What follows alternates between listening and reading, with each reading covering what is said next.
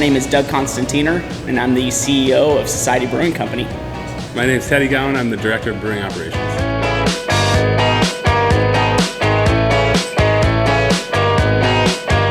I fell in love with beer earlier than the law would like me to, but got into it. I found a deep appreciation of craft beer at a young age, and was somewhat mentored through it from a safe perspective of a parent, my mom.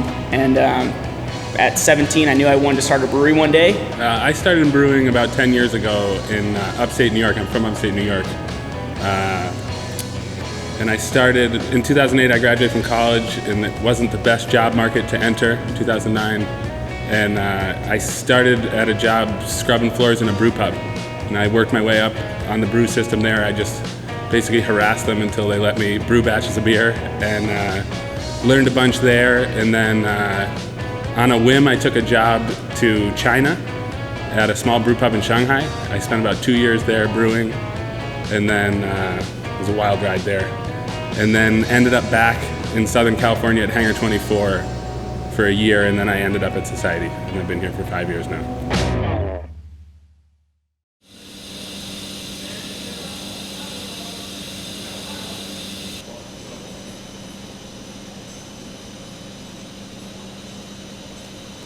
It's interdisciplinary brewing, which is the most fun thing. I mean, I've been in it 10 years, and I learn every single day.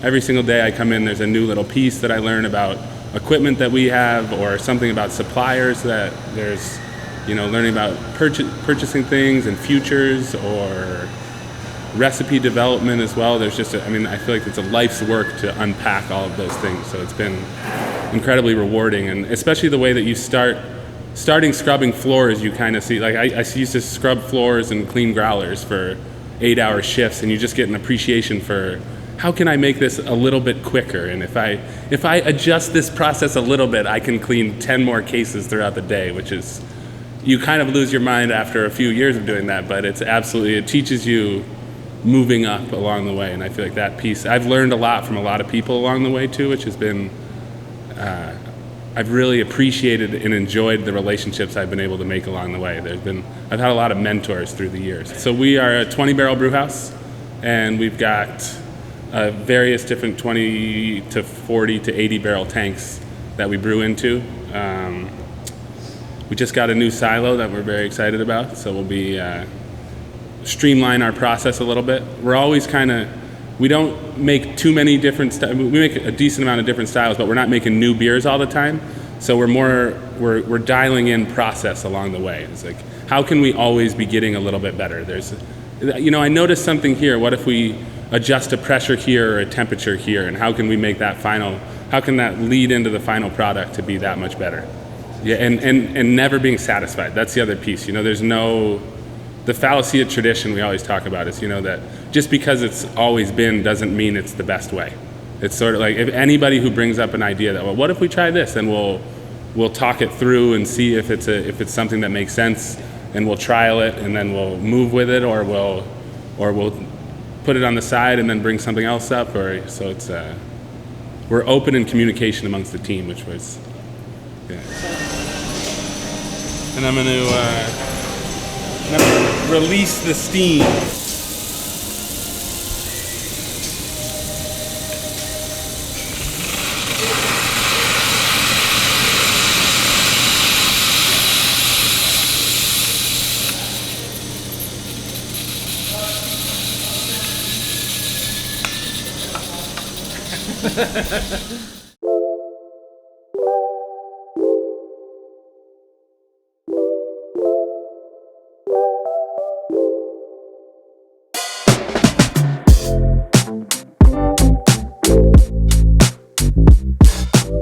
When we brew beer here at Societe, we won't brew it unless we love the beer.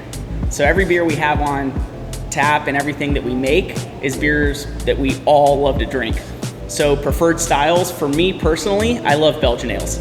I'd say 4 out of 5 times I'm drinking a Belgian, which is pretty weird because I live in San Diego. But the other 1 out of 5 times I'm probably drinking a stout or an IPA. And so I guess the ratio's off now. But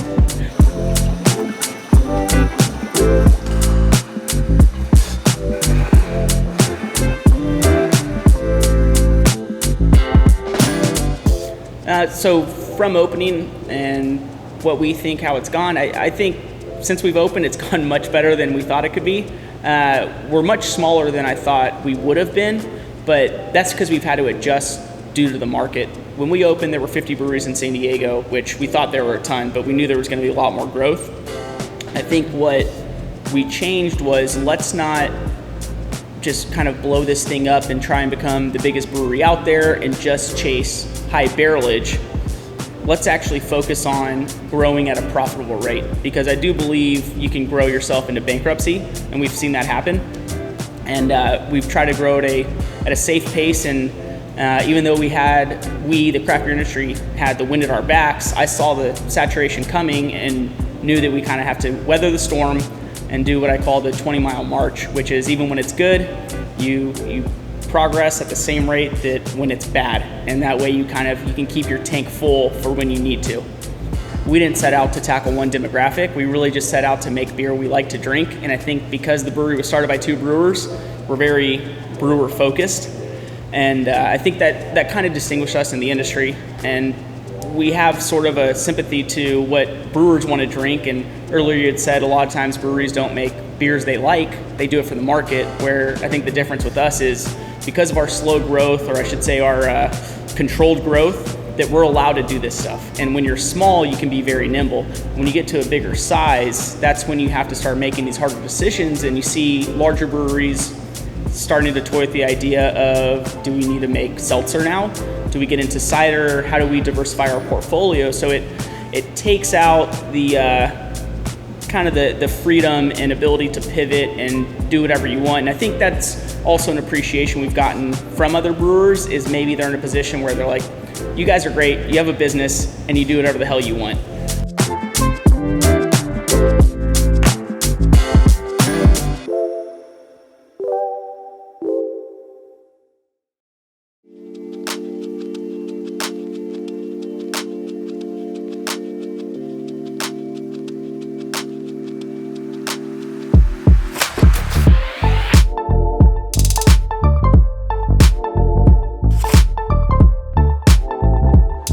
Is one of our founding IPAs. It's our flagship brand. We didn't really intend for it to be that.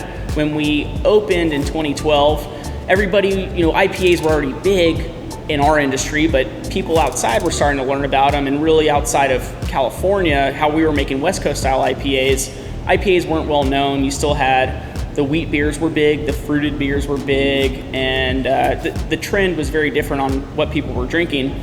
Our whole thing was, let's make two IPAs, both 7.5%, but worlds different in flavor.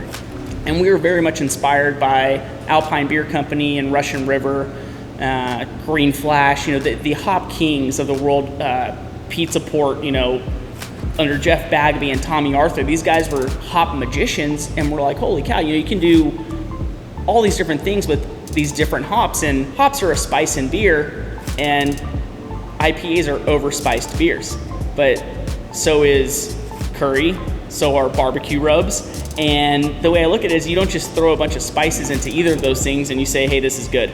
There is a deliberate process behind it. So PUPIL was one of the two, long story short, but we did a classic American West Coast IPA, really a San Diego, harnessing the Russian River Alpines IPA. That's that piney, citrusy, grapefruit type IPA called The Apprentice. And on the other end was more of at the time, a newer style IPA, which was the PUPIL. And what we changed up with it is we used a hop called Nelson Sauvin from New Zealand.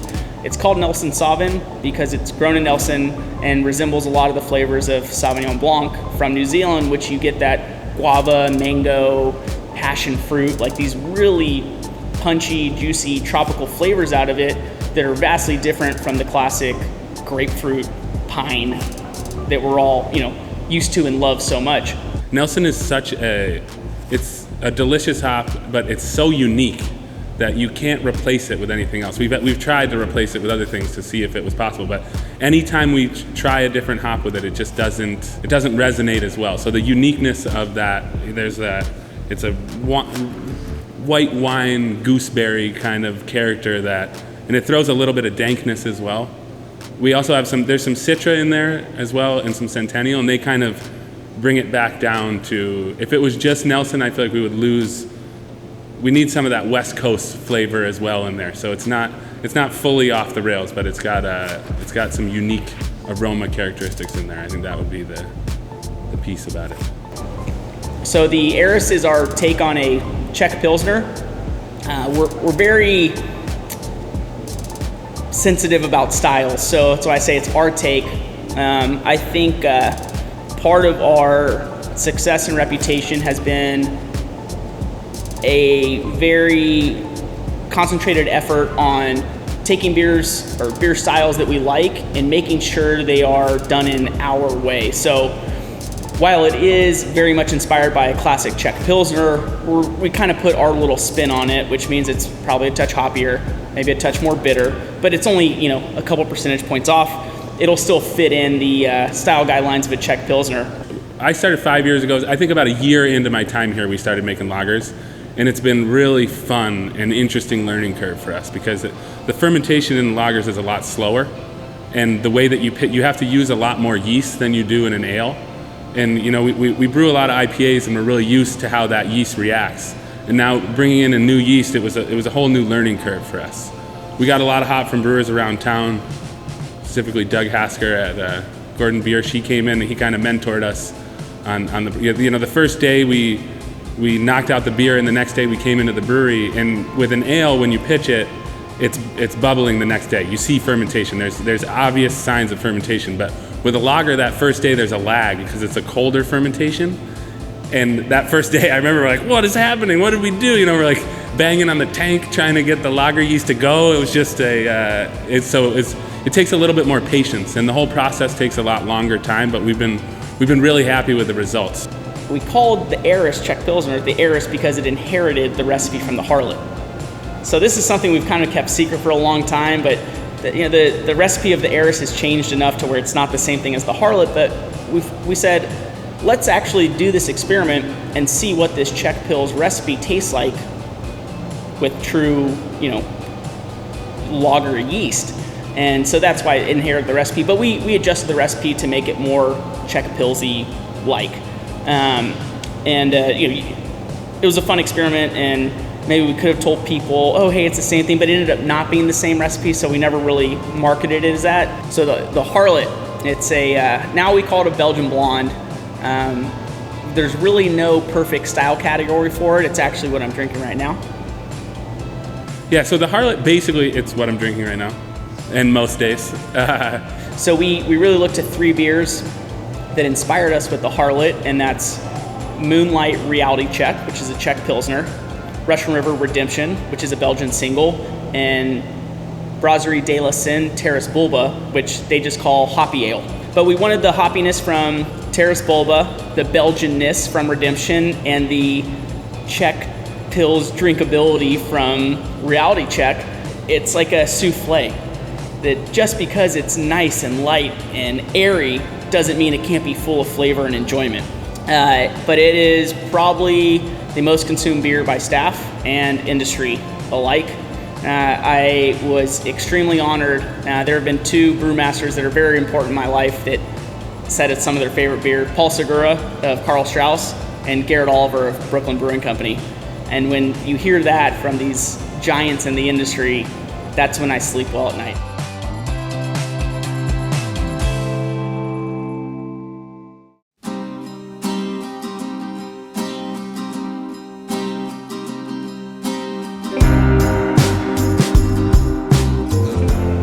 Coachman. So the Coachman is our session IPA. We're pretty proud of it.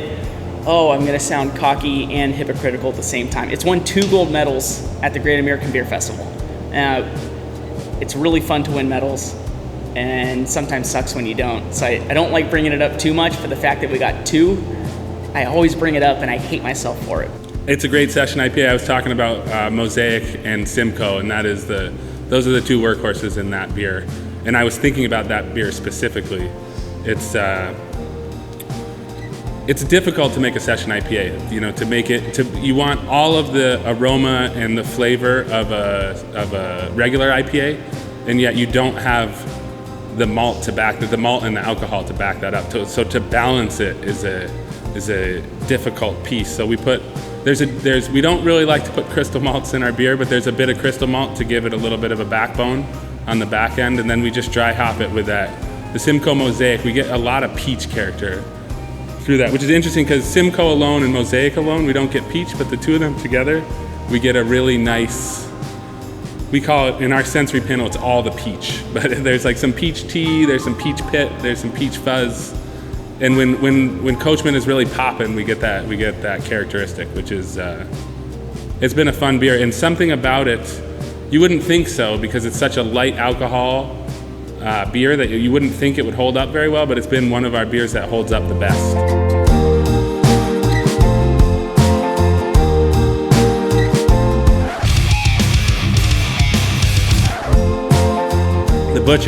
The Butcher is a big beer. We listen to a lot of death metal when we brew it, and the Brewers, there's a lot of swearing and a lot of sweating and a lot of anger, but anger of love, I would say. It's super high ABV. It's a layered beer, so there's a whole gamut of crystal malts and roasted malts and base malts, and you really get that when you taste the beer. I mean, the nuance, it's huge, and there's a lot of alcohol, but underneath you can unpack it for an entire pint. You can pull out different flavors through. There's a whole load of chocolates that come through. That our tasting panel, we say all the chocolates for that one. It's like, and you can get baker's chocolate, you can get milk chocolate, you can get a little bit of coffee, you can get some grain character. It's a big beer. I'm despite my looks, I guess I have a little scruff right now, but most people peg me for like a Jack Johnson guy, and in reality, I'm more of a Cannibal Corpse, cattle decapitation type guy, to my wife's chagrin. But I love extreme metal, and I really wanted to harness metal and death metal into this beer. So even on the recipe sheet, we say we add 10 gallons of orc's blood. Yes, I have a fantasy love, and so we use orc's blood. It's hard to source sometimes. But we've got a good line now. The Swindler. So that comes out of this room, out of the barrel room. This is a fun room. Another really big reason why I wanted to come here, the IPAs and this room for the barrels and blending process.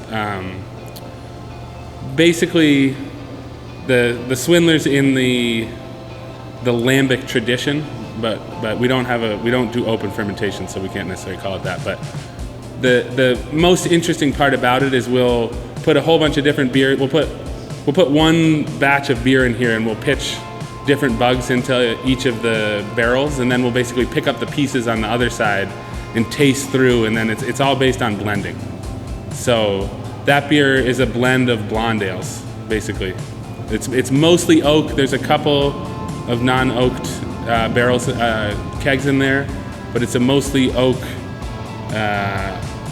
Really nice funk character that comes out through it, and that's another fun process that we have. Is a day when there's not much out there on the clean side, we'll all get together and we'll make a blend. So that process, it starts with going into this room and tasting different barrels and deciding which ones are close to ready, and then we'll get about, if we get a base of 6 barrels that we're like, this is it, this is going to be what's going to make this blend, we'll go and we'll put them into a tank and we'll let them sit for about a week, because your palate gets destroyed after a certain point when you're doing a lot of this tasting. So we get the 6, we put them in the tank, and then we come back to it later when we've got fresh palates, and we'll taste again, and okay, so this one, we're getting a lot of the oak character coming through, but we need a little bit more, we'd like to have a little bit more funkiness coming out of this. So we'll go and we'll find some more funkiness in this room, and we'll blend that in, and then we'll wait another couple of days, we'll add a little more. So basically the whole process takes probably about a month and a half to make that blend from the point when we get the first load in there, and then the tweaking that goes on after that. So it's a lot of fun for us. I think that the most part, we really enjoy the process, and we're really excited to drink them when we're done. So.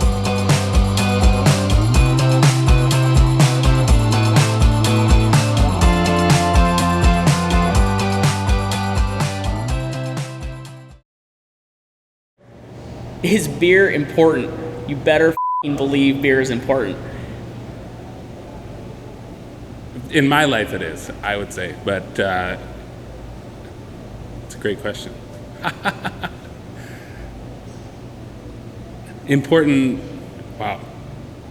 You stopped me on that one. In my life, it's the most important thing. My wife always says that there's a list of the most important things, and she's like, beer, then me, then It's always been important. It's been a lifeblood of our civilization for the past 10,000 years. We have agriculture because of beer. We have social gatherings because of beer. Beer is the ultimate affordable luxury. And Sam Calagione said that. I don't want to take credit for it. But with wine, food, automobiles, fashion, you name it, the better it is, the more it costs. I always like to use Pliny the Elder from Russian River as an example. It's one of the best beers in the whole entire world, right? Maybe it's not your favorite, but it's widely known as one of the best beers in the whole entire world. It costs $6. $6 for one of what's considered the best in the whole entire world. The Trappist Westvlater in 12. When you go to the monastery, I think it's like 3 or 4 or 5 euro. That's it for what's considered the best in the whole entire world.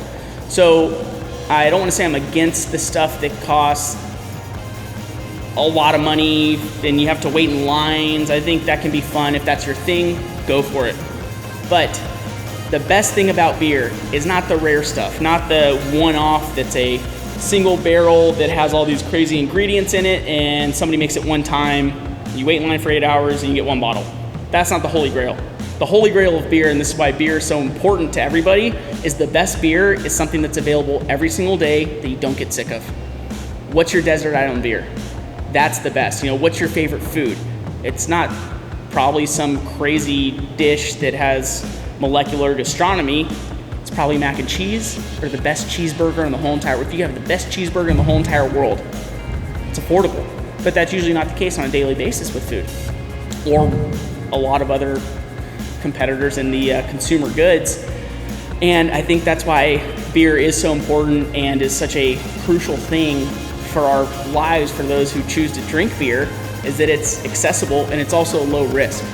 You buy a beer for $7-8 in a large format bottle, you don't like it, dump it out. I can't say the same thing about wine. I can't afford to get into wine. You know, what if, first of all, the universe is so diverse in wine, and I would love to, but how many thousands of dollars would I have to spend to really hone in my skills on wine? Whereas with beer, you get a new bottle once a week, or you pick up a 6-pack for $10-12. You don't like it? Now we're looking at $2 a piece, $1.50 a piece for a bottle. Give them to some friends. It doesn't matter.